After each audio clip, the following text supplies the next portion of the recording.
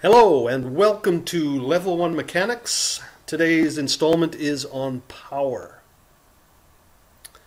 Alright, power.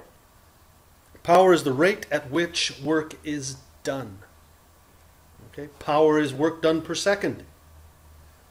The unit for power is the watt. Okay, capital W.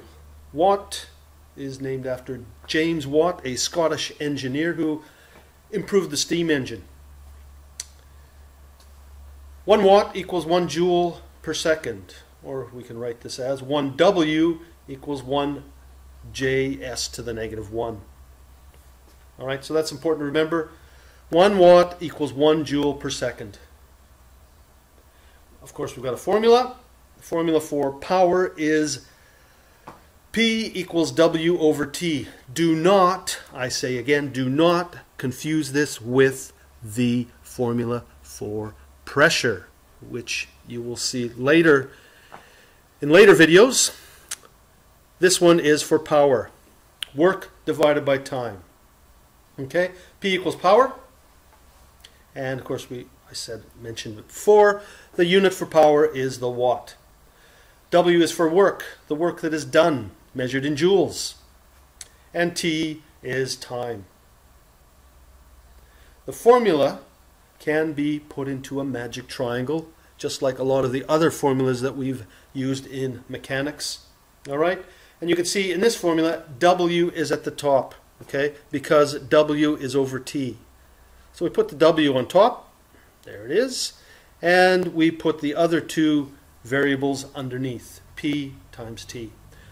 So we can check to see if this if this magic triangle is correct by covering up the P, because this is our power formula, and we can see P, we cover up the P, we've got W over T, and that is what the formula is. So that is correct. Alright, we may want to find out what T is, or how much time it takes to do a job. Okay, and to do that, you can see you cover up the T on the magic triangle. T equals W over P.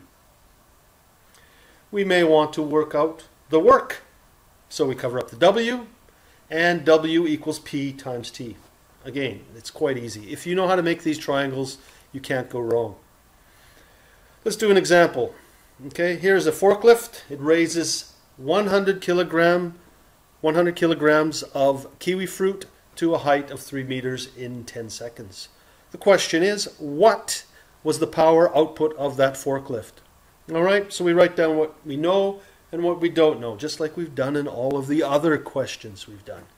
Alright, we don't know the power. That's what we're looking at. That's what the question is. What was the power output of the forklift? Alright, if we look, W, we can't find W anywhere, so we have to put another question mark. W is not provided in the question. Alright, and we can see T, we can see 10 seconds. Okay, so now we've got two question marks. That tells us it's going to be at least a two-step question. Okay, so we have to find W, because our formula is P equals W over T. To find the power, we need to know the work. We don't know the work yet. So what are we going to do? Well, we can use another formula. We look up there. We can use the formula work equals force times distance. Okay, I showed you this in previous videos. So let's write down what we know and what we don't know. Work is what we're looking for. Okay, force, if you look in that question, there is no mention of force. There are no newtons. So we have to put a question mark there. Distance, yes, there is a distance. It's 3 meters. Okay, now that we have a bit of a problem here. No force. But if you take a look at the question, there is a 100 kilogram crate of kiwi fruit. We can work out a force, the force of gravity. Okay, and if you remember, to calculate the force of gravity, all you have to do is multiply by 10. Okay, because the acceleration due to gravity is 10 meters per second squared. Okay, so anytime you want to work out the force of gravity, just multiply by 10. Okay, unless you're on the moon or something. So 10 100 kilograms times 10 is 1,000 newtons. Now we can solve the problem. We've only got one question mark there. Okay, so step one of this problem is to determine the work. Okay, work equals force times distance. The force is 1,000 newtons. The distance is 3 meters. It lifted the kiwi fruit to a height of 3 meters.